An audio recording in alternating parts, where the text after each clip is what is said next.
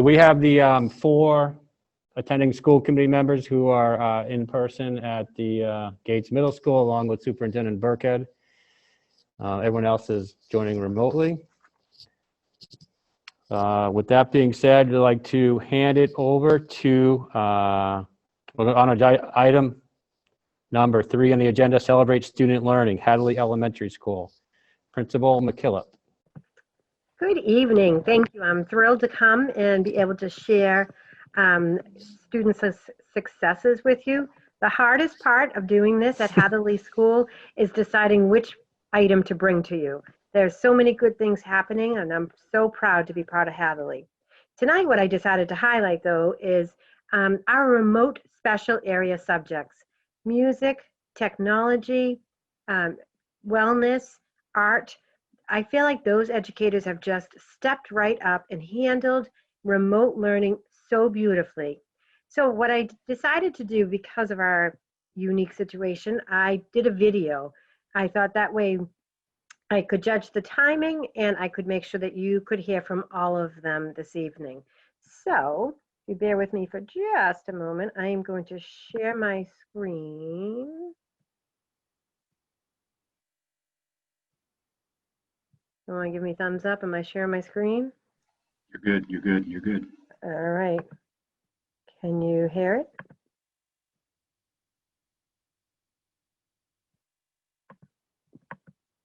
Oop, Cannot hear it. you cannot hear it. Seth?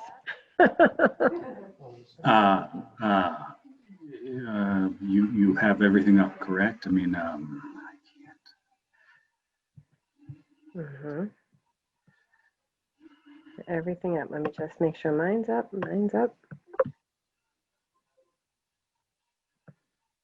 Sorry, we should practice that. Yeah, I didn't think. All right, let's try one more time.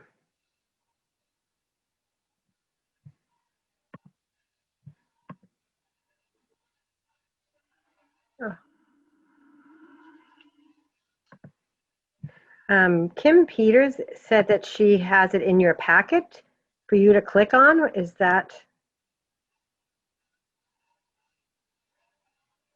Can you just check, is that on YouTube, Julie? No, it's not. It's on Just the. wondering, just wondering if it Google was Drive. muted. Just wondering if it was muted. Sometimes that automatically defaults to mute. I can hear it on my side, so I'm not sure. Oh. I'm just checking my settings. Shows as it being on. Julie, you hear it playing through your computer, correct? I do. Seth, can I share it with you? Is that possible? Sure, try it. Okay. Wait a minute.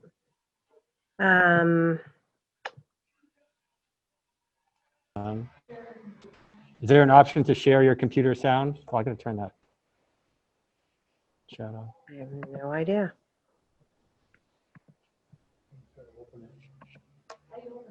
Did you? We can try it here, Julie. We do have it on the backup. Let's, Oh, awesome. you want to try, Janice?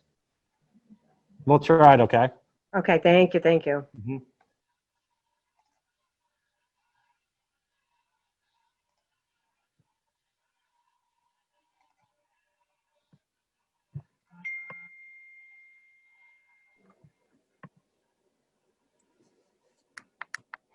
Anyone else here?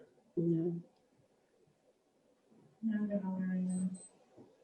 Can you try one more time?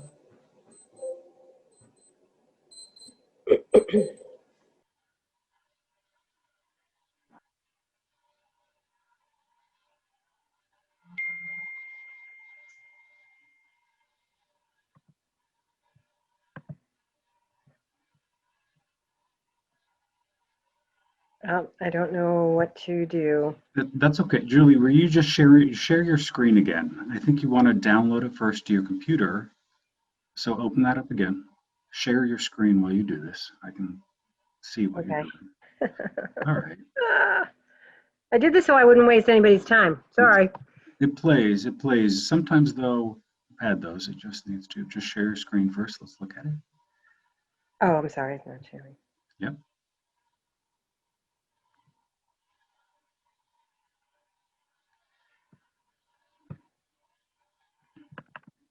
There we go. All right. So I want you to see There the it is. little download arrow. So we're just not seeing that up in the top right-hand corner. I want you to click that. How are you going to download it to your computer? Okay. Yep. Did I just download it right here? Yep. Download it right there.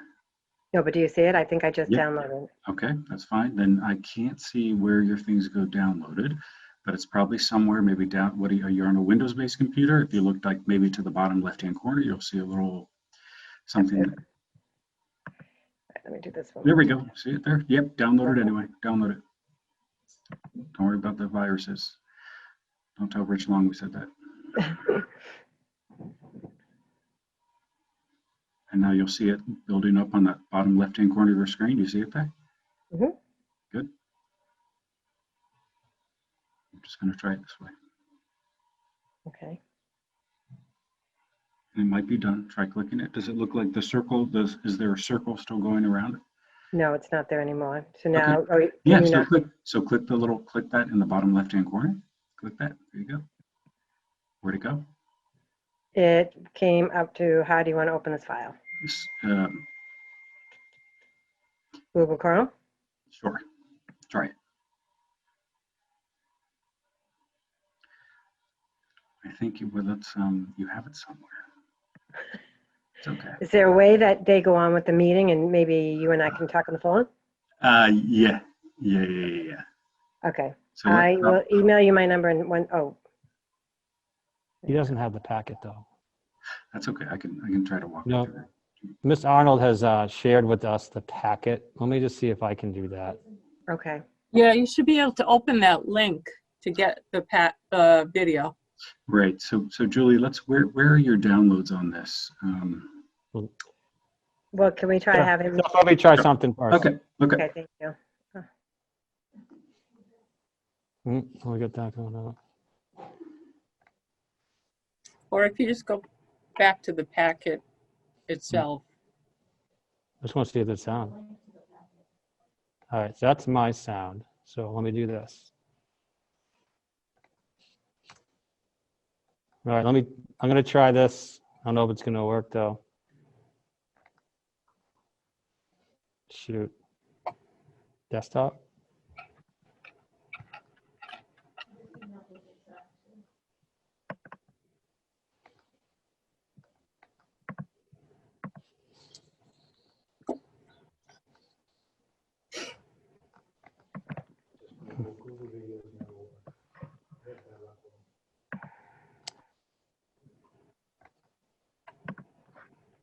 Yeah, I can't even. I'm going to stop. This is First. my time. Okay, I apologize. First 10 minutes of the school meeting. Peter, do you want me to try to play it? This is Lisa McGuire. Yes, please. Sorry, we're struggling. I'm Technical. sorry, we did practice beforehand. You hear this? Nope. No, No. No. very odd. All right, go ahead with the meeting and let me see what I can do. Okay. I'll talk with Seth. Okay, no problem. I apologize. We need to kind of reinvent ourselves with regards to how we're going to deliver our. I can hear that. Can you hear that now? Yes. Okay.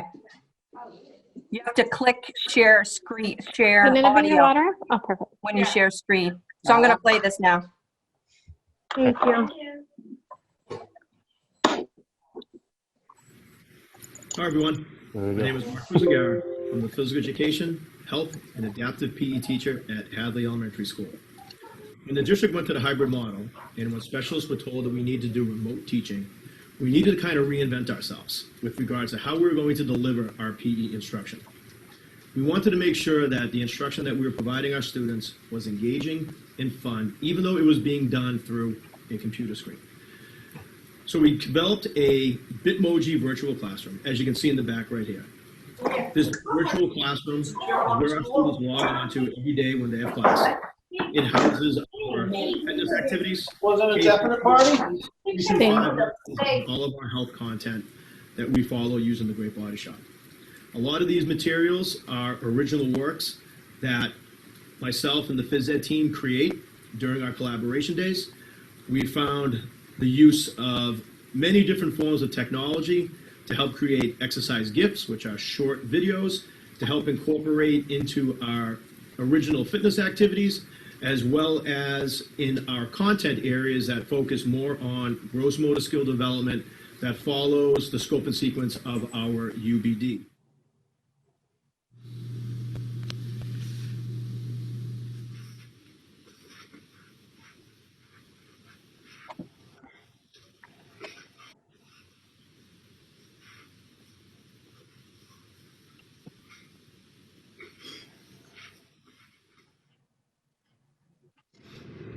I am teaching remotely with the help of a laptop, a monitor, a webcam, and a document camera.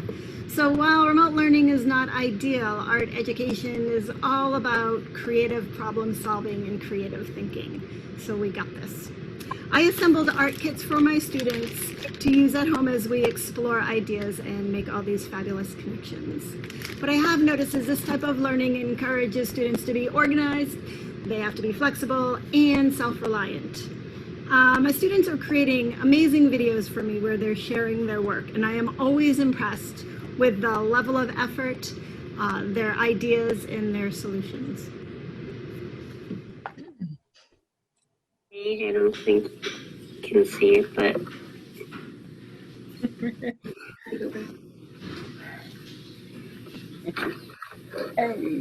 there. And then my brother's gonna say hi. Hi. And then I didn't show you my middle page yet, but so she's coming into the classroom from the front page, and somewhere can you see this my computer, a black thing? That's her backpack. She put it back there because she wants to play with her new friends. And then this is my favorite one, and he's saying, do you want to come and play? And she Let's take a look into my virtual classroom. During musical workouts, we've been doing vocal warm-ups, warming up our voices using solfege patterns, singing songs, and we've also been working on decoding and reading rhythms. We do all sorts of movement activities and body percussion to help us meet the state and national standards. Let's take a look at a 5th grader doing a hand clapping pattern called sevens.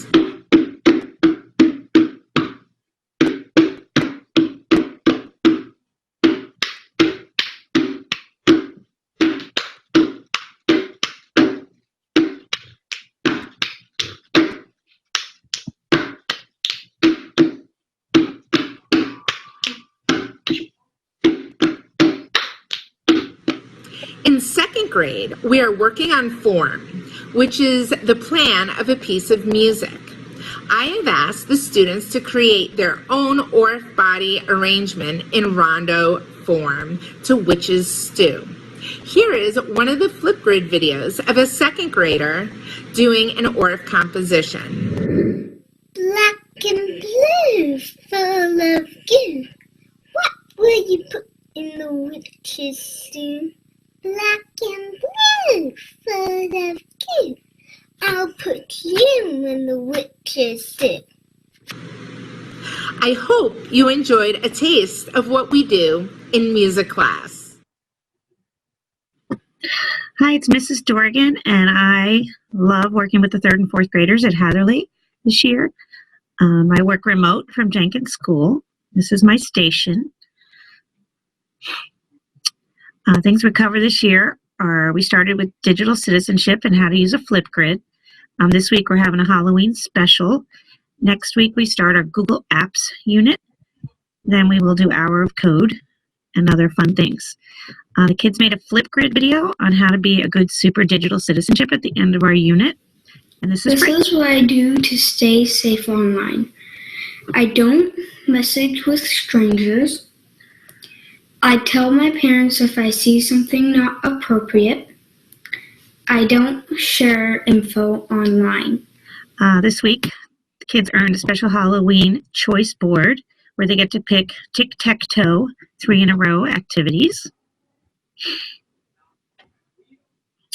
And in November, we'll start doing Google Draw, Google Slides, Google Docs, everything Google, so the kids are comfortable with that to use in their classrooms.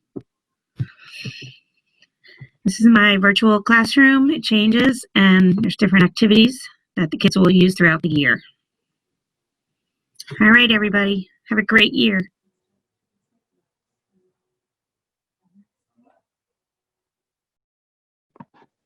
Thank you very much, Lisa, my hero. As you can see, great things are going on, and those special area educators are really going above and beyond. And the kids are just eating it up, loving it. We do have some full-day students who do specialists in our library so they can get services. And to watch them on Google doing their remote specials is such an experience. So thank you for being patient with me. Apologize for any technical difficulties, but I hope you enjoyed. Great, thank you very much. And yeah, Lisa McGuire, thanks for helping us figure that out. Maybe next time we can get some kids to help us do that. Yeah. Yeah, it's great. Thanks again to the staff and the teachers who are making it the best for our students. We appreciate that. Any comments? It's great. No, this is the first remote student update that we've had, so we appreciate it. Now we know that we need to share. I think the missing key there was you need to share the video and the sound. Yeah. So we will make note of that going forward, but I think you set a good precedent, and hopefully we can see more student success as we move forward. Excellent, thank you. Thank you. All righty, moving on, student report. We have Principal Lisa McGuire, who will introduce our 2 high school student representatives, and then we will hear from them both. Lisa. Great, thank you. I wanted to note that after working with Rosie Kircher in the last meeting, we made a decision together that she will serve as the school committee representative focused on student advocacy and diversity, equity, and inclusion, and will present on an as-needed basis. We're excited to have her along for that. Today we have Celia Reese, who's the president of the class of 2022. At SHS, she is an officer of the Allies Not Bystanders Club, a member of Model UN, and is a competitive swimmer on our swim and dive team. Celia has also been involved in town community affairs through her position as a student ambassador to the meetings of the nonprofit organization A Seat at the Table. Celia was most recently named to the Principal Student Advisory Council, a team of 30 upperclassmen charged with helping me carry out the mission and core values of Scituate High School. She has a wonderful rapport with teachers and peers in her AP and honors courses, including honors art, and is greatly involved in all that she does with passion and excitement. In addition, we have Johnny Kinsley, who is also a junior at Scituate High School and comes highly recommended by his teachers and peers alike. A 3-season athlete, Johnny plays baseball, basketball, and golf for the high school and has been on the boys' varsity golf team for the past 3 years. Johnny works at the Scituate Country Club and volunteers for Scituate Recreation. He's enrolled in 3 AP classes this year, and he's excited to be given the opportunity to be both a school committee representative and an invited member of the newly established Principal's Student Advisory Council. I'd like to introduce both Celia and Johnny. Thank you. Great, thank you. Who would like to go first? Is that Celia?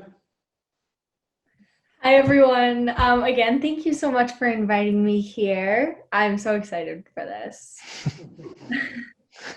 I am, first of all, pleased to report that through talking in home base and with students across all grades, we've had generally positive attitudes about the hybrid model on Wednesdays.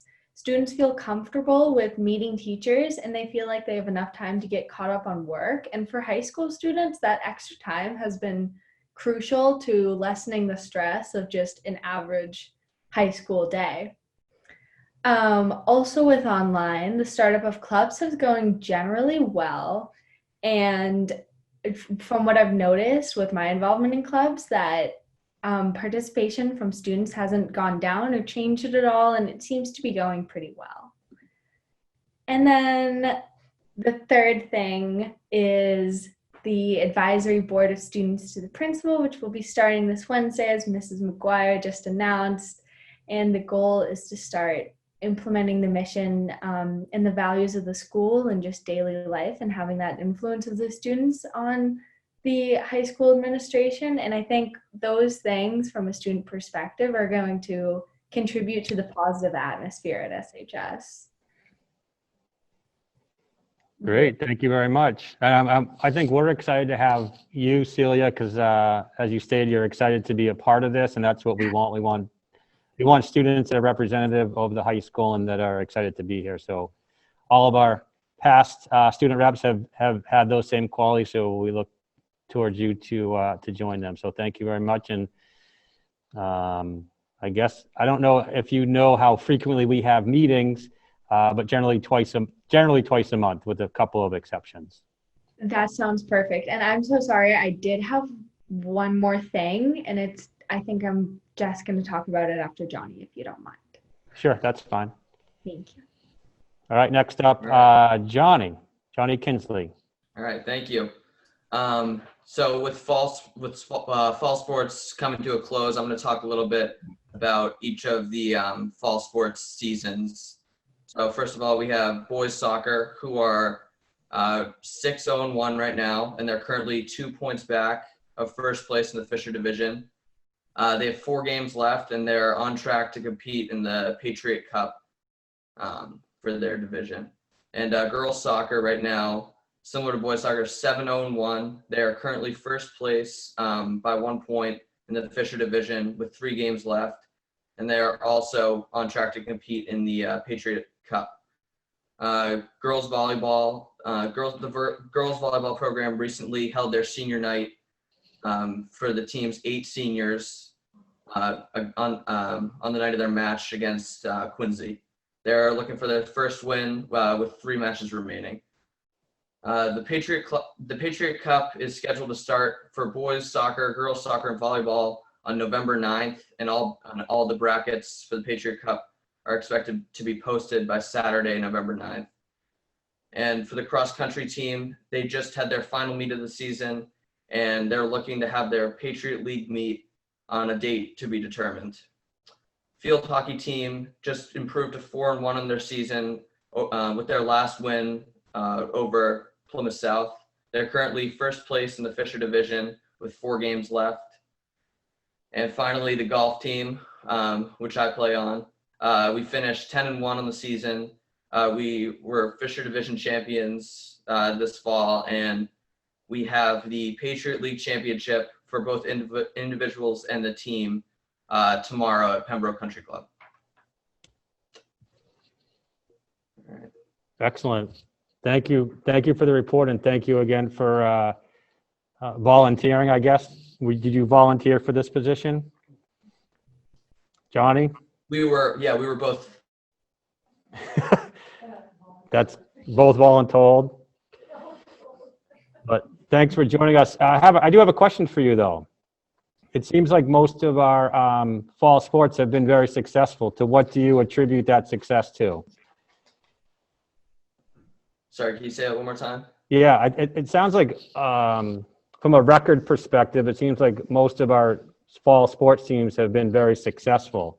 To what do you attribute that success to? I'm not sure.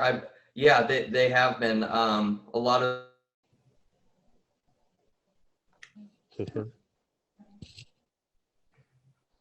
We lost you, Johnny. That was a layup for you. But we just know we have a lot of hardworking students and great coaches, and a lot of time to practice. Yeah. So I think that's part of it for us, at least. Okay. No, it's great. I mean, I think it's probably somewhat disappointing to a lot of the student athletes who are looking for a regular season, how to, either cut it short or just have the Patriot League to compete in. But it sounds like they've all made the best of it. So thanks to those that are continuing to participate and exceeding at that in school and on the field. And Johnny, we'll look for you to come back again. This is generally it's twice a month with holidays and so on, and with special town meeting in a couple of weeks. We have a couple of months we may have more than 2 meetings, but generally we'll begin the meetings with your report. So you're welcome to log off as soon as you're done. We won't, don't feel bad about that. So thank you. And Celia, I know you had something else you wanted to mention, so it's all yours. Yes, before we move on behalf of Dr. McGuire and the rest of the school, I'd like to invite you all on this Zoom meeting to an event that SHS is hosting on November 17th. It's going to be a conversation between all of the people who are involved about diversity and inclusion based off Grace Tolusan's short story, The Book of Life and Death. The goal is to form a stronger and more consistent conversation dialogue between students and adults on topics that are so important to our culture as the school. And again, you're all invited. There's a link to register that I'm sure Dr. McGuire has sent out for you all to access. And just to reiterate, that's going to be November 17th on Zoom from 6:30 to 7:30 p.m. And we're all really excited about that. Great, thank you. Of course. We'll look for that invitation.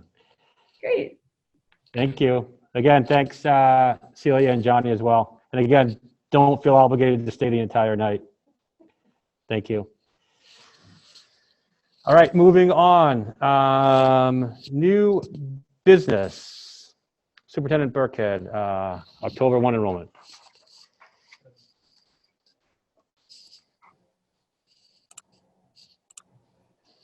Thank you, Chairman Gates. And just wanted to give a shout out to Johnny and Celia. Thank you very much. You both were awesome, and I appreciate that. It's important, I think, for everyone to hear what's going on in our schools. And the Ms. McKillop, thank you. The Hadley update was excellent. Great job getting the teachers and kids in. And Johnny and Celia, look forward to hearing more about the high school and learning as a new superintendent with your feedback. So and congratulations on your great season, Johnny, and your team, as well as the rest of the athletes. I would say it's must-watch TV, so if you have to run some errands, Celia and Johnny, I would agree, go ahead, but I would come back and catch the good stuff that we're going to share tonight. All right, thank you. So I want to share my screen now and just show some information on our October 1 numbers and point out, is that working? Okay. So here's a spreadsheet that I wanted to share and just, kind of go over the contents of it, and you have this in your backup, and just explain to the community what's we're seeing here, and certainly we'll be keeping our eyes on these numbers. When I look at numbers, I think it's important to look at 3-year trends and any kind of data you look at. So I think it's important. That's what we did here. I'll explain the grid. Steve DeProst did a good job of trying to help me out here. So you've got the grade in the left column. You've got our October 1 this year enrollment numbers. You've got last year's numbers, and then the number change here in the next column, and then the percent change. So in this first example in pre-K, this year we had 51. Last year we had 64 for a minus 13 less kids this year. So it's 80% of last year's class. That's what that, or 79.69%. So that's how that means there. So I wanted a clear picture for you on just comparing last year to this year. So that's a good visual here, but also to give you the 3-year range of data to include the 2018's data as well. So you kind of get a 3-year perspective on things. And the picture I think it shows here, for example, I want to point out pre-K, we were 59 in 18, 64 in 19, and dropped to the low 51 here. So pretty significant drop in numbers this year in our pre-K. The same holds true in kindergarten. You see it's pretty consistently in the 220s. For 2018, it's 227. For 2019, it's 221. And then we dropped to 182 this year. This is a very common across the state, and talking with other superintendents and the commissioners aware of it. We sent our numbers in, obviously, and we're talking about it and looking at it. I also want to, so I think those numbers are the key areas to keep an eye on. And I want to also point out the number down here on line 26, homeschool. because you're wondering where some of these numbers may be going. Where in 18 we had 3 students, in 19 we had 4 students, and this year we jumped up to 26 students being homeschooled. And we could break this out even more, and I'm sure you'll find a lot of them are younger students in this category. So that's a big jump. Certainly we attribute this to COVID situations here. But again, we'll be continuing to watch these numbers. The other thing we're also looking at is the out of district on column 19, in which we, in 2018, had 34 students, 2019, 37, so we're mid-30s in there, and we're trekking up a little bit here to 40 now. So that's something we'll be keeping an eye on. And then the final thing I just want to point out is the net loss of approximately 116 students. Some of that is attrition year to year, usually not this big a number. And you can just kind of look down in the red and the blacks where it's, bouncing back and forth in places, and we'll have to look into why the big hit in 10th grade.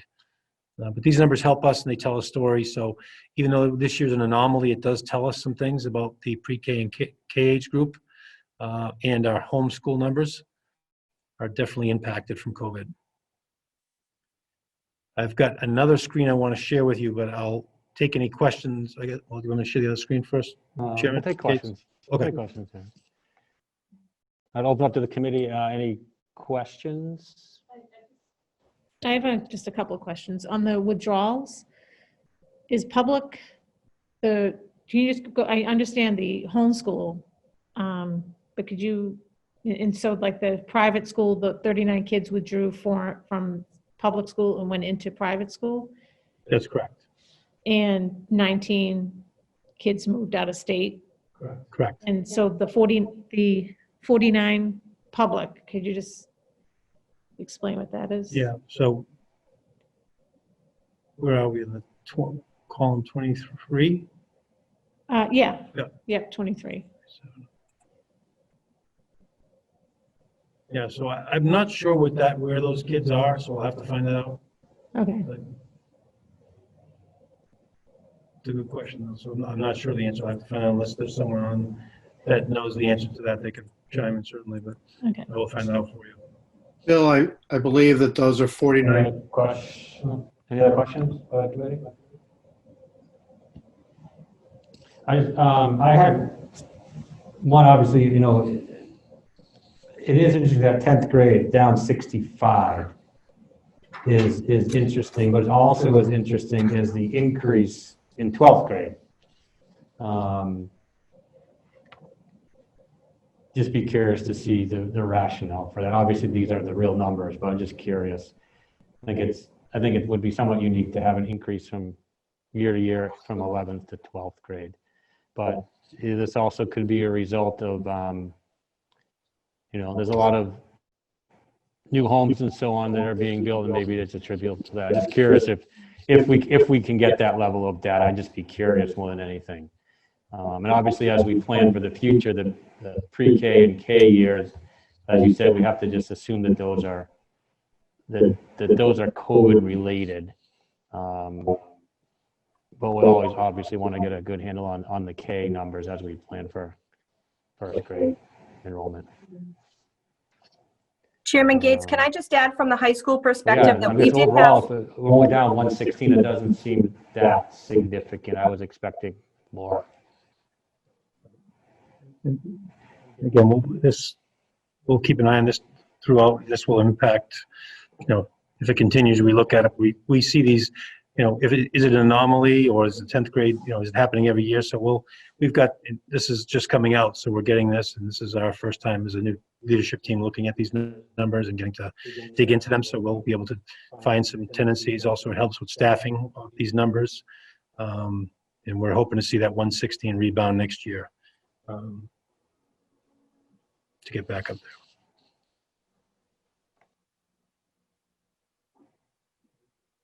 there. Okay. Bill, just to clarify, the October 1, 2019 number in row 16 is 251. The B17, which is 254, that's that same class, correct? It's just their class as of this year. So our senior class actually went up 3. It's on a 27 difference, right? Yes. Okay. So we're not reading horizontally across, we're reading over and then down 1. No, the way this is set up is you are reading next. He's already pushed those up. So last year's number for 19 was 227. So the difference was 27. So in 11th grade, we had 227 juniors, and now we have 254 seniors. Can you say that again, please? So row 17, it's 227 as of October 1, 2019. To the left of that by 1, it's 254. So you're saying we went up 27 seniors. Last year we had 227 juniors, and in that same class now we have 254 seniors. Yeah, so it's probably a difference of 3, which would make more sense. Right. Right. And then we get, right, so we have Rather to than a difference of adjust this column to 27. tell that, right. So it's a difference in just the grade size year over year. Correct. Okay. So it's misleading to show 27. Yeah. So, Yeah, Mike, I think that clarified my concern. I was like, that seems a little bit off. Yeah. So there will be an yes, I easy think way that's to- it. So I think you go from like Mike said, the October 19 column above. You go diagonally across. Yep. And there's a way we That'd can make more sense. And there's a way we can clean that up on this chart as well. Yeah, so everyone went down a little bit. Okay. Okay. So the other document I wanted just to share is a little more, still class size more or less. You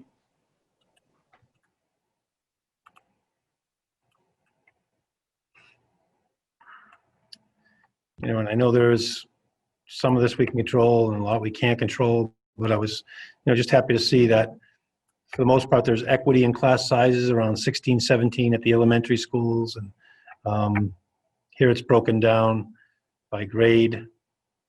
At the top, K1, 2, 3, 4, 5, and in the top right corner is the middle and high school numbers by teacher. And then we show the remote numbers as well, because we were looking at that and how that changes, if it does, throughout the year. And hopefully we won't have to worry as much about it next year, but certainly we're keeping track of that as well. So those numbers are also in your packet. And again, the class sizes are pretty balanced and pretty even, averaging somewhere between around 17 students per class in the elementaries.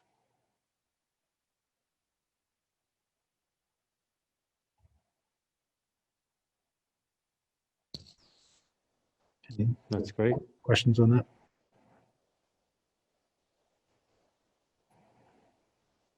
Nope. Any questions?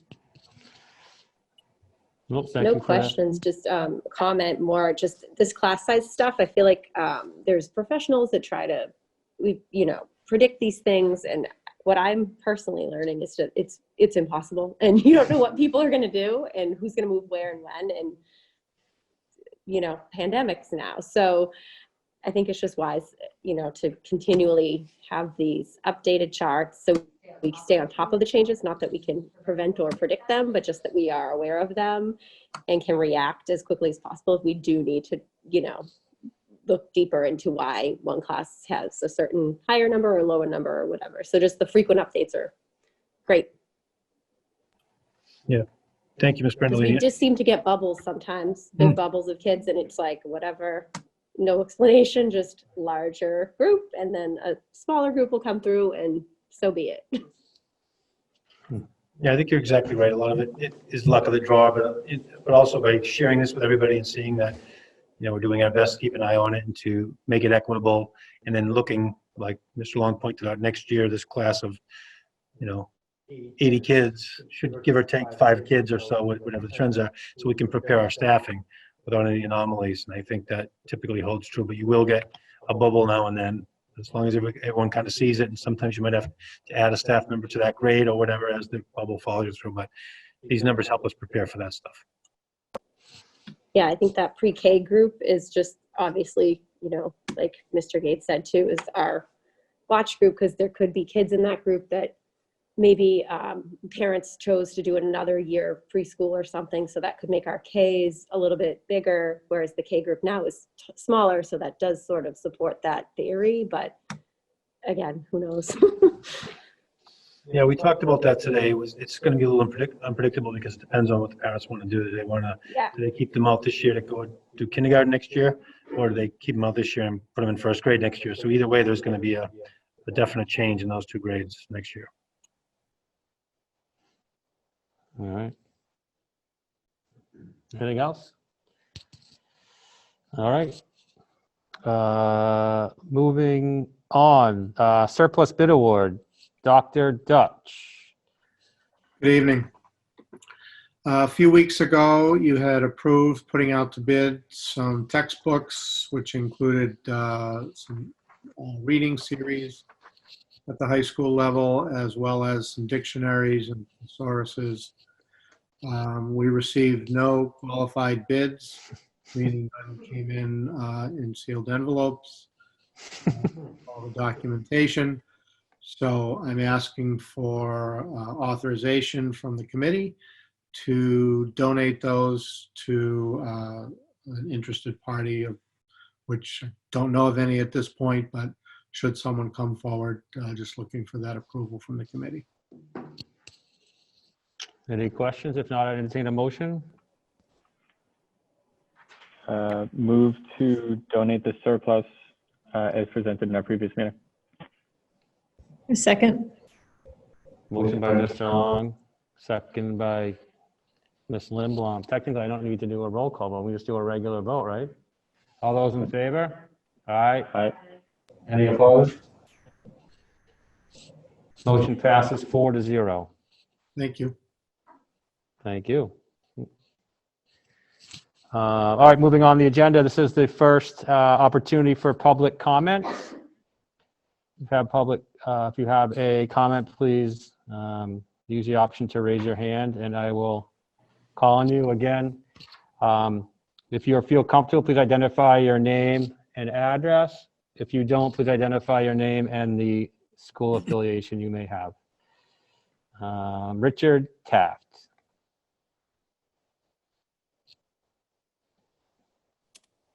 You hear me? Yep. Thank you.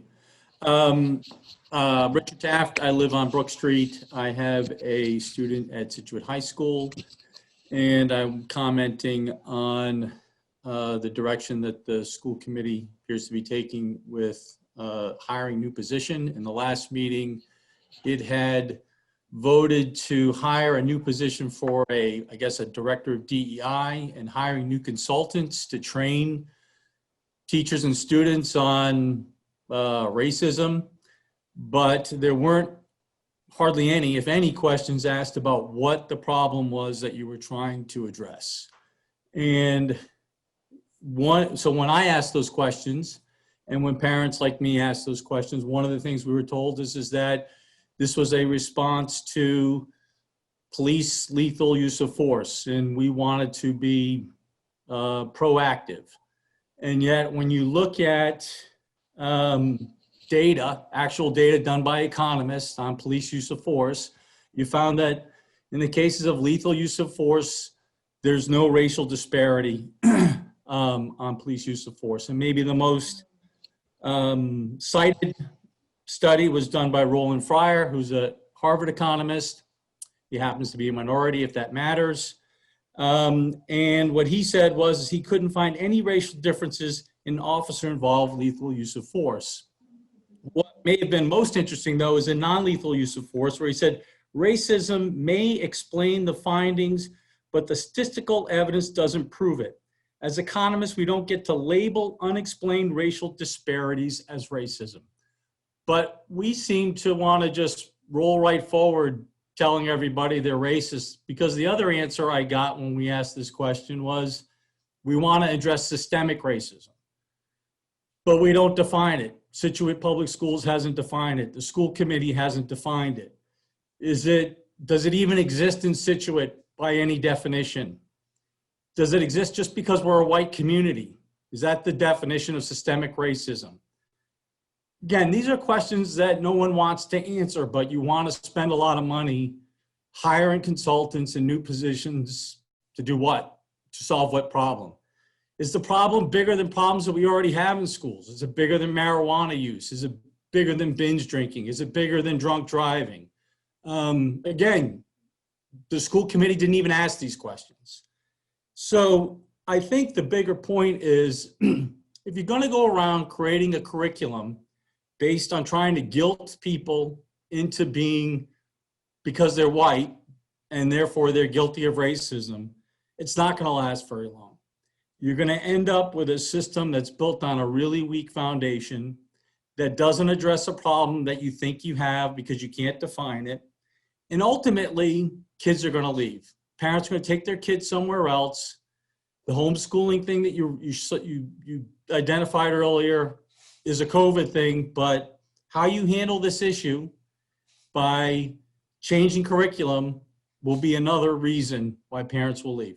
Thank you. Thank you for your comments. Any other comments at this time? There is one other point in the agenda where we will allow public comment as well. Seeing none, we move on the agenda. Item number 6, Superintendent's report. Superintendent Griffin. Yeah, Superintendent Burkhead. Sorry for that. Superintendent Burkhead. Thank you, Chairman Gates. You can call me a different last name, and get back at me. I'll plead the fifth. Yeah. Okay, so yeah, Superintendent's report. Good evening, everyone. Just wanted to point out that there's a special town meeting warrant Monday, November 16th, in which the school department has asked for, it's Article 3 for full day kindergarten, to see if the town will vote to transfer from available funds in the amount of $450,000 or a greater, lesser sum to offset unrealized revenue as a result of COVID-related closure of our full-day kindergarten program. We have submitted a request for reimbursement from the coronavirus relief funds to Plymouth County and are awaiting to hear back from them. Also on the warrant is the establishment that was done last year, requested last year, and the vote would is carried over to this year, the Special Education Stabilization Fund. So just wanted to share that information that those two educational items will be on the warrant. The warrant has been voted on and supported by the selectmen and advisory at this point unanimously, as well as the school committee. Next, we had some news and an update from the Massachusetts School Building Authority, who will be meeting with us on Friday to discuss our current statement of interest, an application for a potential new elementary school that would replace the current Hatherley and Cushing elementary schools. This has been in the process. A lot of work has gone on in this. This is more of an informational gathering, a request by the MSBA. So I will keep the committee and the community updated on how that goes. It's a good first step. Basically wanted to check in. All our paperwork is in on time and in good order, they have told me. So it'll be a conversation about how our buildings are holding up since last year and how it's impacting our student learning, and to potentially set up a time to come out and take a look at our buildings. So got some good news there that we'll be having that conversation on Friday. Next, I know Mr. Taft had brought this up, the Director of Diversity, Equity, and Inclusion position update. So we have assembled a search committee, which is 20 members strong, so thank you for all those volunteers. It is a process that requires a significant amount of time, thought, and homework. So there's students, parents, caregivers, school committee members, community representative, and educators, as well as administrators on that committee, and we'll be handling it similarly to how we interviewed and sought out our Director of Business and Finance and our Director of Special Education, which were the first two leadership positions hired when I came on board, and I thought we did a real good job there with Dr. Bobert and Dr. Dutch. So I think the same would hold true here. And we look to have a finalist and recommendation to me by December, and hopefully someone to share a new position for December 14th school committee meeting. And just to answer the question, I guess it's not question and answer, but I feel the need to do so. In coming to Scituate, through the interview process, in understanding the current environment in which we live, if cultural proficiency in race and social justice isn't your top priority as a leader, then you shouldn't be leading. So it's very clear to me in my learning of the district and my meeting of people and the tears that have been shed in meetings with me of people of color and people that have been marginalized. This is real. It's real in all towns. It's real in Scituate. And it's my obligation as superintendent to address it. And I'm proud of the fact that we are addressing it. And I'm proud of the school committee support for that. And this new position has nothing to do with police. I never said that. It has everything to do about equity, fairness, and the importance of race and how it plays in our schools and how we can be the model for our community and for our state. So like I've said before, when I establish and build teams as a leader, I think it's why I was hired here. It's one of my strengths. And I do admit when I don't have the knowledge base to do something to this magnitude, and I surround myself with people that can. So just again, want to thank everybody for their support with this position. I think you're going to see some great things happening with it. And I think it's an investment for our students in our learning. And by the way, it is one of the top indicators and goals from the Department of Elementary and Secondary Education. So it is research-based. And it is one of my goals, which I got from the Department of Secondary and Elementary Education. So just wanted to clarify that and share very clearly and articulate with our community out there the importance of this position. It's not just the position, it's all of our students and staff and administrators working hard to make Scituate a place where it's safe for everybody. It's a place where people are inspired to be.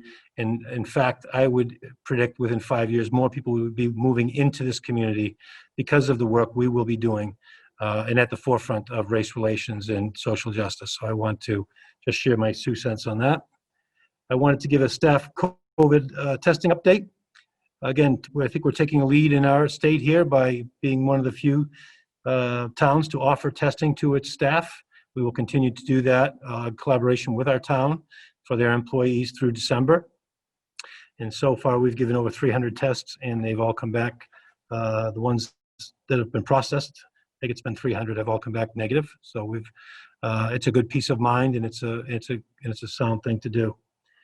I also want to thank all the parents, caregivers, and families out there that were able to fill out the surveys this week. One of our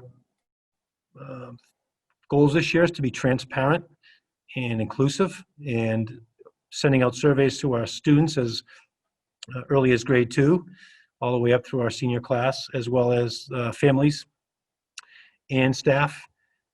They were due Friday, so if you had a problem getting that in on time, please let your principal know and we'll work with you on that. That information we'll be assessing and analyzing and using to improve our remote and hybrid models. So thank you for everyone for doing that, and we'll be sure to share that information in our action steps for improvement with you and follow-up meetings. And finally, as one of my mottos goes, that enthusiasm is free and it is contagious, but so is negativity. I'd like to end with some positivity. I was blessed last week to see off Miss Denise Bowes, endearingly known as Nana in the district.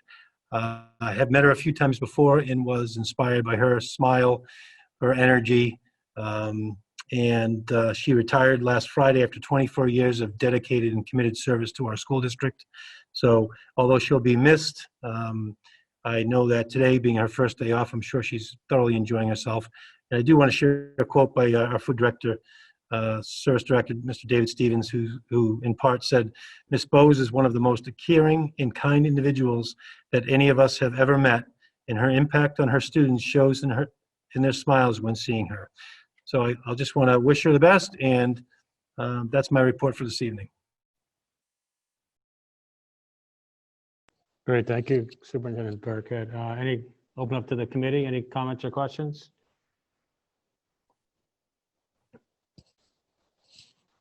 All right, just a clarification on I know that we've been doing this for a while, opening up testing to all staff. So basically, and I know that we get the email, so they can sign up and schedule the tests at their convenience on the certain dates that are available. Yes, Chairman Gates, it's a highly organized process that Nurse Leader Roach has done with Nurse Claff, and there's technology involved, so we do have to pick the dates ahead of time. We set up a Google Sheet, and the teachers sign up for time slots in certain locations. And so the first one filled up with over 300. I think this next one is already almost filled up again. So I do appreciate the staff taking advantage of it as well. That shows that, you know, their safety is important. And again, it's optional, but a lot of our staff are taking advantage of it. Great, thank you. All right, now moving on to the main event. Dr. Dutch, Director of Business and Finance, with an update on our current budget. Dr. Dutch. Yes, I am trying to share my screen here. You're muted. Oh, sorry, you're not. Sure it wasn't Paul Donner? Good one. I can't hear him.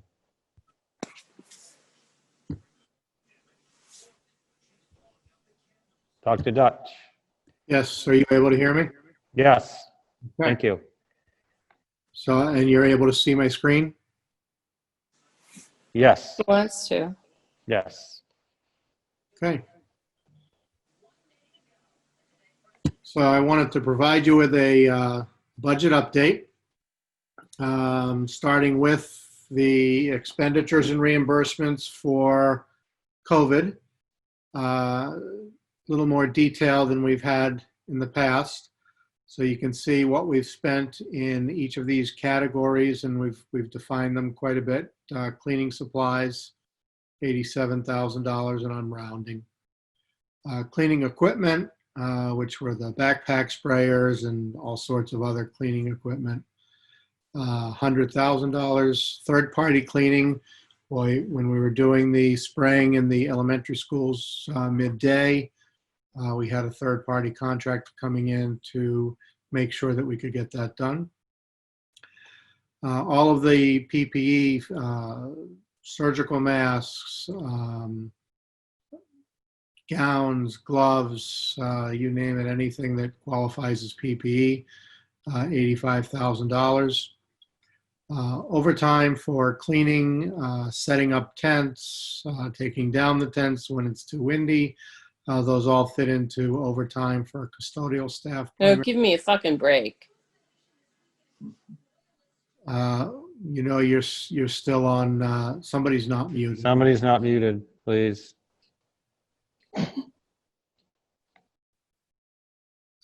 School lunch, it was a time period where we were not getting reimbursement from the federal school lunch program, so it fell within COVID. Case monitoring is the additional nursing staff for tracking and providing the support for students who are coming in with symptoms. Communications and technology, $364,000. A variety of technology, the document camera that you saw in the presentation for Hatherley, lots of those, laptops for students and whatnot. Modifications to facilities, that would include all of the HVAC repairs that we've done, anything else that we've done to the facilities, installing plexiglass permanently, those would be included there. So the total that we've spent thus far is $1,043,430.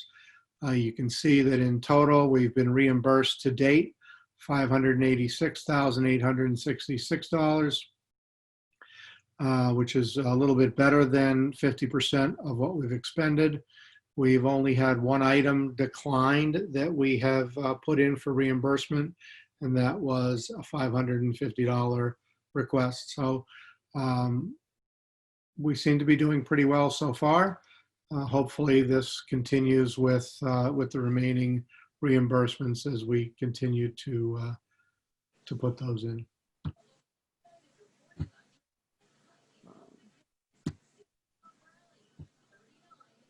So our budget. I'd like to go through these line item by line item, provide any explanation to you, give you a kind of a lay of the land, how this is structured. So there are some significant larger budget functions like administration, teaching and learning, operations and maintenance. And then within each of those, there are subcategories like school committee, superintendent's office. And then within those codes, you have other categories as well. I didn't want to get too detailed on each individual line item under the school committee and the superintendent's office. So I've only put the subtotals for those categories so you can see where we are. So the first column is the amount that we've budgeted for FY21. And this is the bottom line. When we get there, we'll total what's been the appropriation from the town. The second column is what we've expended thus far this year. And then the balance, the last column is the balance that's still available to spend as we move forward. You'll see a few columns in what's available as negatives. And in every case, those are negative because we have spent out of those categories with the coronavirus dollars we've been spending. So over time, those will be reimbursed, and those should not be negative moving forward. So you can see in administration, we're at $22,900 budgeted for the school committee. The superintendent's office is $875,200. And then business and finance is $496,100. So that's all salaries in administration at the central office, everybody that works there, and then all of the materials that allow us to function there, including legal services, our annual audit, things along those lines. So the total we spend on administration and function, or planning to for this year, is $1,394,200.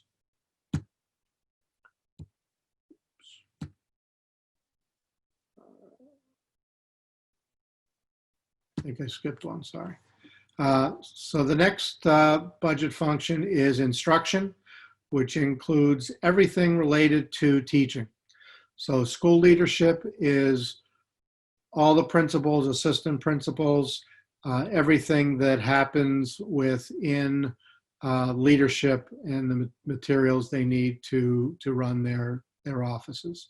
So you can see budgeted across our 6 schools is $2,089,350. We see what's been expended, and we still have $1.2 million available to spend this year.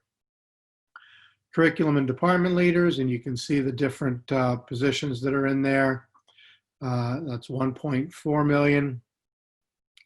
Teaching services, that's our largest line item. Teacher salaries, $21,166,317. Special needs teachers, $1,537,690. We've budgeted $315,000 for substitute teachers. Our paraprofessionals, $1.556,400. And then the librarian salaries, $237,100, for a subtotal within teaching services of $24,812,507. Professional development is $77,600. Now we'll continue with the other items within teaching, within instruction. Instructional materials, textbooks, general supplies totaling $354,922. Instructional technology, which is primarily supplies and any contractual obligations that we have, $23,150. Guidance and counseling. So our guidance counselors, as along with the other materials in there, $1,302,970. Psychological services, which are school psychologists, the testing materials, and then any contracted services if we had outside testing done, $573,340. So our total instruction function total is $30,674,119.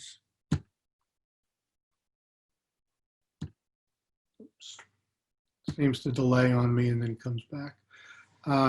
Student services is the next budget function. Medical health services, which are our nurses and our school physician, as well as supplies for the nurses. It's $592,700 that was budgeted. You can see what's still available. In transportation services, so our busing, gasoline, the cost of the bus drivers, all of those items within busing, $1,490,700. You can see the balance is a little over $1 million. Athletics, coaching, officials and fees, supplies, any agreements that we might have with facilities, total of $423,500. Student body activities, which are our clubs, which were mentioned earlier, $180,150. School security, which is primarily the school resource officer, $56,000. So that our student services function is $2,743,050. And you can see we still have $2 million remaining in that function as well.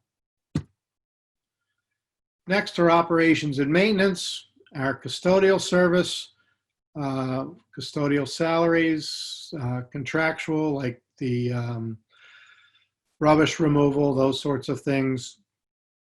You can see that that's $1,457,050. And we have quite a bit expended there as already. And much of that is, many of our COVID expenses have been placed in there at this point. So that number should go back up as we continue to get reimbursements. And then heating and utilities. So that's heating, fuel, utility services, which is electricity and phone, internet, anything like that. And then maintenance of buildings, which are things that are done to the buildings outside of custodial. So it's more upkeep than cleaning. And you'll see that our budget is $1,103,000. We've already spent $706,984, leaving us only $396,000 for the balance of the year. Again, within maintenance of buildings, we are significantly overdrawn, as much of the COVID expenses have been put against that account. So that our operations and maintenance function total is $2,560,050. You can see what we've expended, and our balance is $1,015,422. And then this is a little smaller than I had originally thought it was, but our programs with other school districts. So we paid, we budgeted $1,750,788 to out-of-district tuition for private schools, special education. We have expended $2,678,242.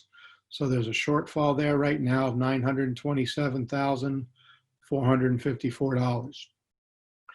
Generally, for whatever reason, the district is always under budgeted for their expenses for out-of-district tuition.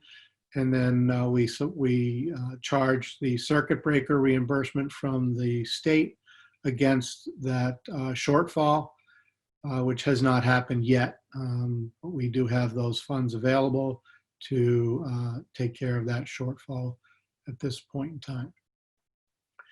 Collaborative school tuition, $926,658. The bulk of that is at the South Shore Collaborative, although some also is at the Reeds Collaborative in Middleborough and some at the North River Collaborative in Pembroke. See our balance there is $359,167. We try to prepay as much of that as we can as early in the year so that we encumber those funds. And then Norfolk Agricultural, we budgeted for one student to be attending Norfolk Aggie. This year there are 2 students, so we have a shortfall of $27,461. And we'll have to find those funds at some point.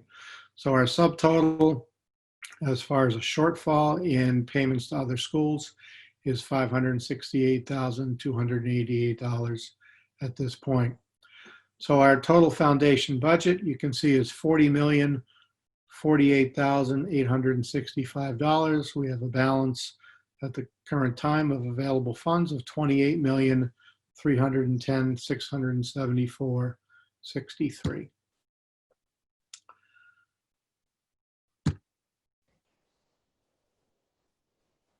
So we'll move on to revenue so you can see where the money's coming from. So the first is the town appropriation. So from the town this year, we've received $39,206,165, and that includes our Chapter 70 aid, which comes from the state. We then have grants, IDEA, which is special education grant, $764,413, pays primarily for some of our transportation for our out-of-district students, which is the largest portion of that grant.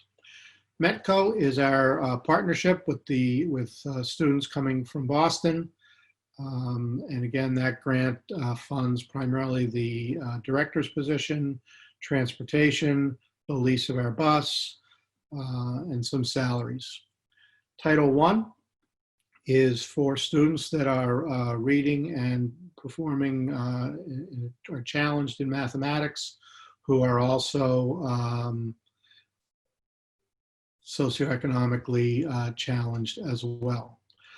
So those funds go to support the instruction of those students to raise their reading and math levels. Title IIA is a teacher improvement. Much of that is often professional development. And then Title IV is an enrichment grant for $10,000, and those dollars are geared towards music, arts, those sorts of programs. And then finally, the last piece of our revenue are our fees. We budgeted this year $510,000 for free and reduced kindergarten. As you know, we have received $0 in fees for free and reduced kindergarten because we're not running a full day kindergarten. We're not running full day kindergarten and therefore couldn't charge for it. We budgeted $140,000 for the early childhood center, and again have received, are not charging and have received no funds for that either. Transportation or bus fees, we budgeted $230,000. We are anticipating half of that, $115,000. Our expenses are the same because of the requirements to socially distanced students on the bus. So we only have 27 students on each bus maximum instead of 75. Or 25 students instead of 75. So you're seeing no reduction in costs. And then athletic fees, we budgeted $230,000 and anticipate receiving that as well if all seasons are running. So when you do the math, you can see that we have a shortfall of $765,000, which is why we've asked the town for $450,000 to offset that shortfall in fees against our budget. So that completes the presentation. I'll stop sharing my screen.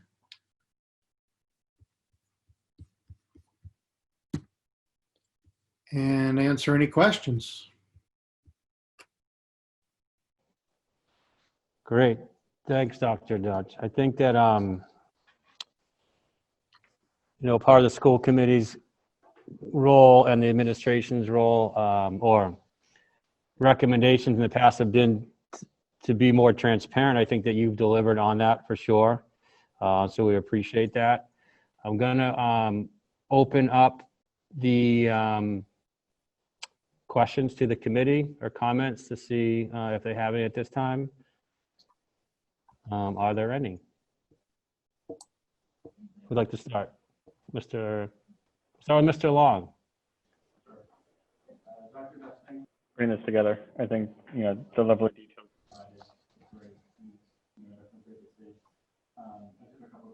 I can't hear him.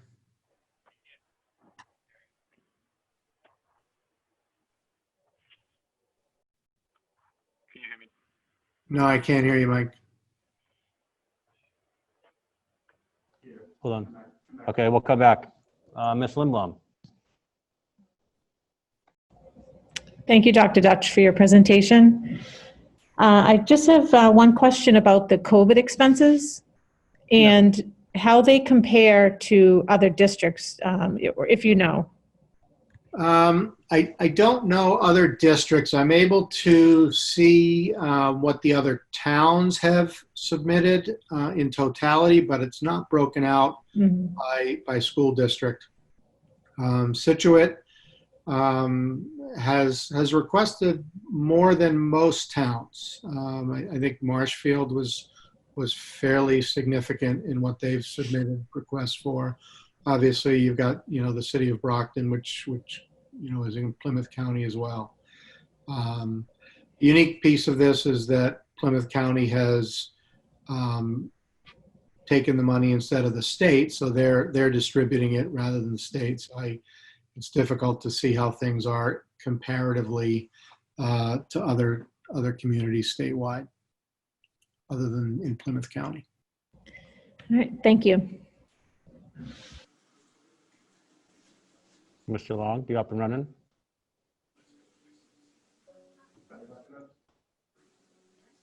How much money did you save on toilet paper? What? All right, she's done. I'll remove her. Yep. The clock's kicking in. Hold on. Go ahead.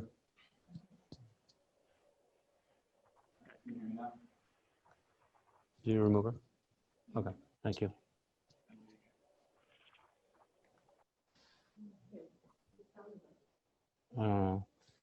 Mike?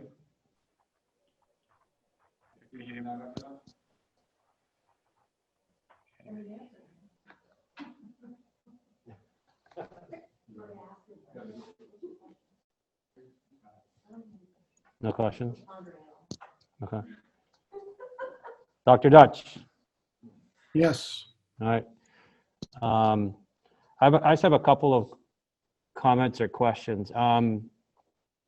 Obviously, we have a significant shortfall in terms of the, special ed line item. And, I guess before we discuss that do you see any other glaring shortfalls in terms of, I guess the only thing I could maybe ask in the future is to, I don't know if it will help, I think in my mind it will help, but to give a percentage of the expenses that have been used to date. So if we see that we're, spent 50% of our budget for, salaries are only 3 months in, then we know that we have an issue there. Is it helpful if you were to add that? I know I could do the calculations. Does it make sense to add that, or does it make things more difficult, or does it not really serve a I think purpose? it's reasonable to add that. It's certainly easy enough to do, and I think it it gives you a pretty good snapshot by seeing those percentages. So I think that's a good idea. Okay, so with that being said, do you see any other line items per se that were significantly headed to be over budget? I think my only concern is in the teacher salary line item, only because there's some uncertainty as far as how many teachers may be out on leave at any point in time as we go through this year, and if they're either eligible for paid leave for whatever reason, whether that's sick leave bank or through any of the coronavirus relief payments, we would end up paying 2 people, which we didn't budget for, and that would create a shortfall potentially in those line items. Okay. And the dollar amount was 765,000. If we were successful in securing the 450,000 from the town, do we have a strategy to make up that other roughly $300,000? We do. At this point in time, we've got savings from teachers line item where there are some teachers on leave, unpaid leave, which we would be able to absorb that loss in revenue. Okay. And the last question from me, the special ed, I guess, excess expenses, is that a result of a, how can I phrase this correctly? Did we just miscalculate what our real expenses were going to be, or was there some other reason for that?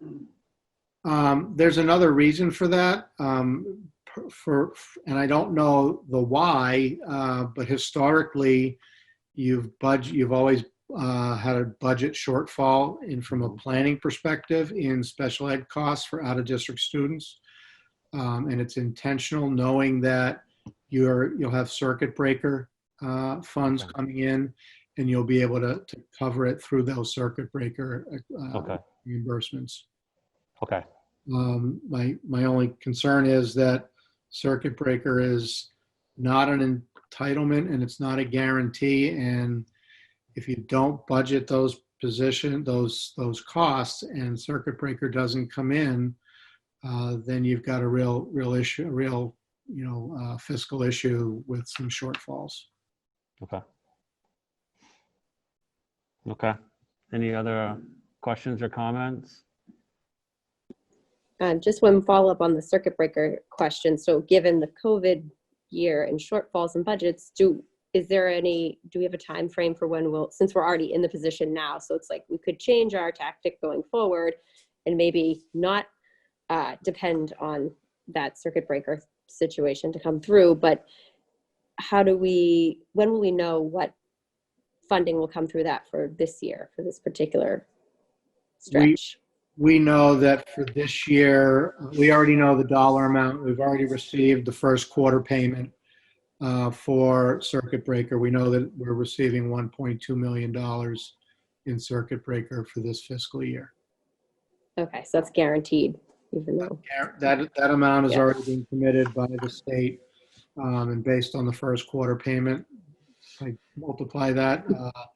That matches the 1.2 million, which covers the shortfall that we currently have in our out-of-district line item. So you recommend that we change how we budget for that line item going into 21-22? I would. I think it's too large a number to try and do in 1 year, but I think over time, I think we need to identify policy that we want to look at as far as what amount of our out-of-district expenses do we want to make sure we budget, knowing that if for some reason we don't get circuit breaker, we could absorb the balance of it.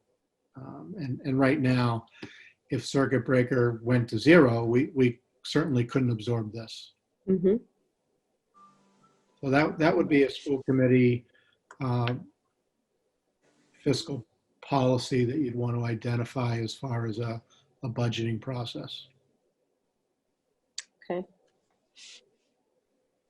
And on that, Nicole, Mike Hayes and I are part of the finance and/or budget subcommittee, and we'll be meeting fairly regularly, I think, going forward. So that might be something that we'll discuss. Yeah, that's good. Any other questions? None? Okay. Mr. Long is having technical difficulties. He'll email you later. Okay, great. But again, thank you for that. I think this is a great model in which to use. And a couple of tweaks here and there will be good to go. But Okay. thank you for that, and we'll look forward to the next one. Does it make sense to do these quarterly? Is that what the committee feels is appropriate? Yeah. We'll come up with a time frame. I think quarterly is reasonable. Obviously, if there's some issue, then we'll bring it to you more frequently. But I think quarterly is reasonable at this point. Okay. All right. Thank you again for doing that. My pleasure. All right. This is the second and final opportunity for public comment. If you have I'm having a hard time here. If you have a question, please use the emoticon to raise your hand.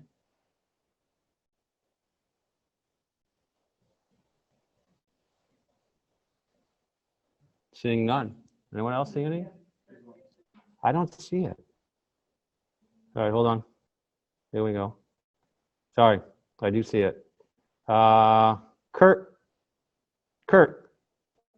Gunther. Can you hear me? Yes. Yeah, I just want to comment on, I'll follow up a little bit on Mr. Taft's statements. I'm part of a growing parent group in town. We're growing every week. Our concern is we do not want the school committee or the school administration to get too far down the road on activism versus doing the job of the Massachusetts Department of Education's mission statement, which is available online, that basically is to educate our students. We are the citizens of the town. In essence, we pay the funds for these schools to operate. And we feel like in the past 45 to 60 days, some of the people that are visible here now have not really listened to our message. And we're just going to keep an eye on things and continue to grow.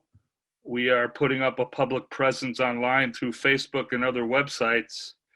And it's not really a threat. It's just that we're going to monitor these things.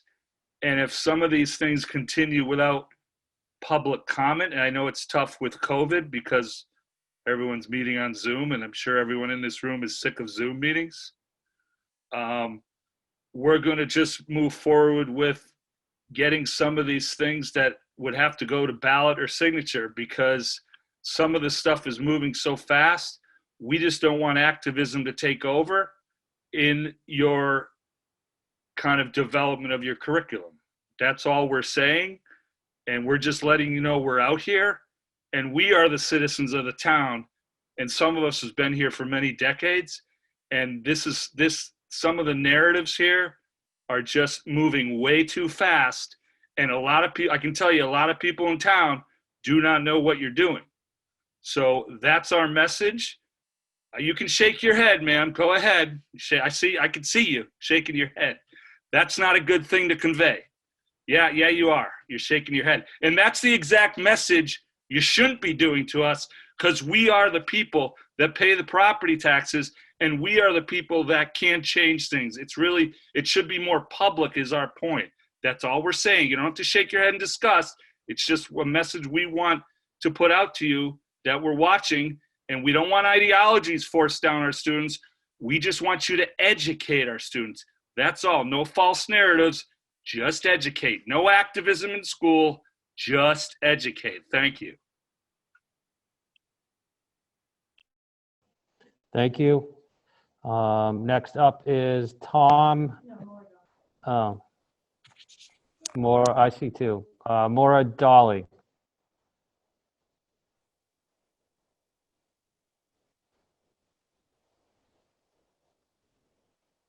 Maura?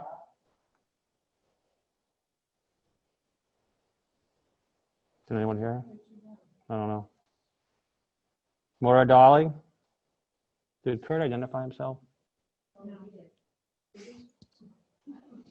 All right, Maura, you're up. I'm gonna mute you and move to the next one, and I'll come back. Tom Esch.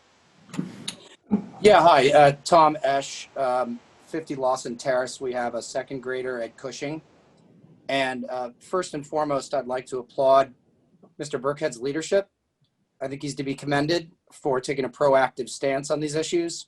And I think the school committee has done a great job at engaging in very public and civil discourse on these points. I'm not sure what the length of time anyone who's lived in town has to do with anything, but these are crucial issues for the education of our kids and the quality of life in Scituate overall. So just some strong thanks to Mr. Burkhead and strong thanks to the school committee. Thank you very much for your comments. Positive comments always appreciated. We will listen to all. Okay, Maura Dolly, are you there? Hi, I'm here. Can you hear me now? Yes. Okay, my comment was just directed to Dr. Dutch. I wanted to say thank you for that budget explanation.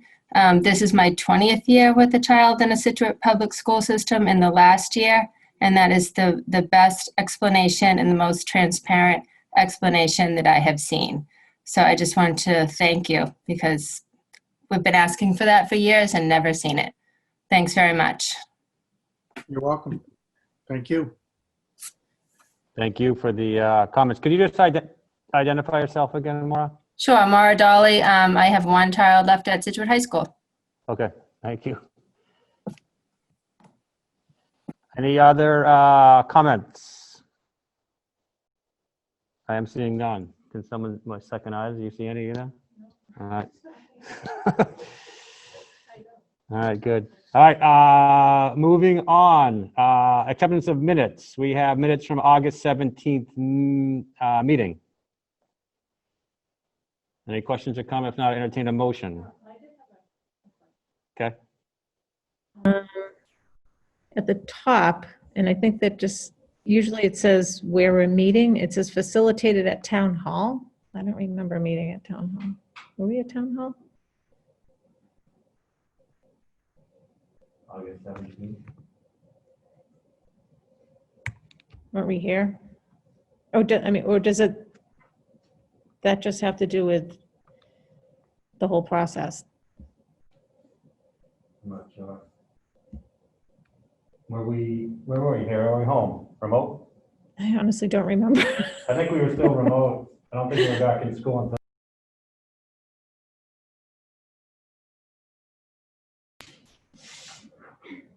You just want to amend that location? Would it be just like remote participation? Maybe. I think it was just something that carried over from something else because we cut and paste some of that at the top. Okay. So that can easily be changed. Okay. You have it there. Yeah. I got it. Okay, we can still vote on just with that change. Just need a motion. All right, well, I'll make a motion to accept the minutes of August 17th, 2020 as amended. Motion by Ms. Lindblom, second by Mr. Long. We take a regular vote. All those in favor? Aye. Aye. Any opposed? Motion passes 4-0. Correspondence, next item on the agenda, there is none. And we get to hear from Dr. Dutch again, who will read his warrants. Okay. So the first warrant is warrant S201022, totaling $274,956.53, signed by Ms. Lindblom. On the revolving side, the large ticket items, school lunch, $18,704.09, and that's for food supplies and paper goods. IDEA grant, which is the special ed grant that I had mentioned, $19,866, and that went towards transportation. Then out of the LEA budget, the large ticket items, private school tuition, $67,056.35, collaborative tuition, $35,757.18. Electric utilities, self-explanatory. Custodial supply and contracted services, $34,058.67 for an LEA total of $235,476.71. The second warrant is S201029. That was also signed by Ms. Lindblom. The total amount $412,686.59. Again, you can see the revolving accounts, school lunch, $9,369. IDEA grant, $67,195.80 for transportation. The bus that we just leased from the Metco grant for $15,675. Transportation refunds for those students who have opted not to take school transportation in the amount of $25,465.00. Our LEA payment warrant was $293,042.23.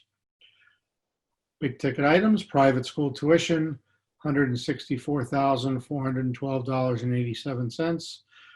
For specific schools, Cardinal Cushing, Landmark School, Riverview, and the May Institute. We also paid $13,092.87 to the collaborative.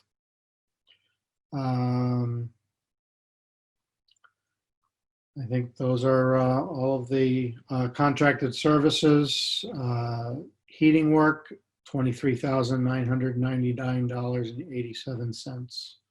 And our legal fees, $10,415 for the month of October. Those are all the big ticket items. Happy to answer any specific questions you have about any line items. Are there any questions for the committee? Nope. Okay. Thank you very much. Appreciate it. Other business. A couple of things I just wanted to mention to the committee. We have a tentative date for our somewhat tardy school committee annual goals. We're going to be meeting with MASC next Monday at 5 p.m. if you all can make it. It's all going to be via Zoom. Hopefully we can get that taken care of. That's something that we had talked about earlier, I think in the summertime, and it just kind of got past me. Got other priorities, but we do need to at least state our goals for the year so we can be measured on our performance as well. We'll be working with Jim Hardy at MASC as Dorothy was unavailable on that date and I wanted to get it done. We couldn't do it really couldn't find time other than that Monday. So I'm hoping we can do that quickly. Obviously, special town meeting is November 16th, which is 2 weeks from tonight. The high school gymnasium, which we will be following proper social distancing and so on set forth by the state. And the last thing I wanted to mention is, I guess for me, I generally, for lack of better terms, I get confused about the different responsibilities we have outside of just our general school committee duties. But we all have different roles and responsibilities that take up significant amounts of our time, specifically you guys all so far this year, where you've been on certain subcommittees and other school committee connections. So first of all, I want to thank you all for your significant amount of time that you've done, but also just remind you that if you do participate in a meeting and you think that it's worthwhile, you could give us an update at our regular meetings. With that being said, let's see, as I said earlier, Mike Hayes and I are on the budget, what do you call it? The finance subcommittee. I think that's what we call it. Mike and I are going to meet regularly, as I stated, with Dr. Dutch and Superintendent Burkhead, just so we can, I guess, get more familiar with the budget, something that we haven't necessarily been in the past with the current budget, as well as we plan for next year. So again, if you have any updates or if you've attended any meetings in the past, I just ask you bring us a quick update to each one of our meetings so that we can be kept up to date. And also, in addition to the usual subcommittees, we also have our roles on school councils, which also takes up a significant amount of time. We don't need updates necessarily, but I did attend my first one at the Gates School. 49% of the budget. Oh. Can you kick her out again?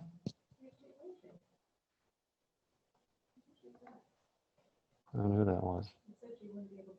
Situate. All right. I did attend the first meeting at the Gates School Council and the administration there. Really did a great job and feel like we're going to make some significant progress there. And again, thank you all to the school committee members. Again, we're only 5 of us, but we have representation at all the 6 schools, and as well as all the other committees and subcommittees throughout town. So thank you for your participation. Any other business or questions or comments? We are going to meet November 16th, right before.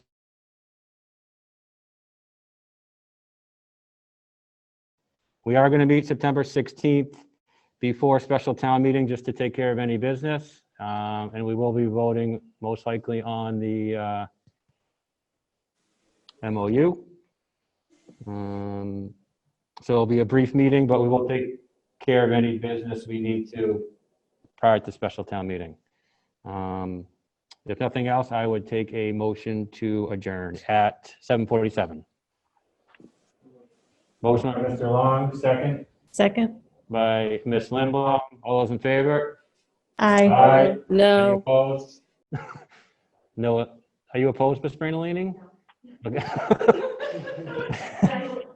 Meeting is adjourned. Thank you.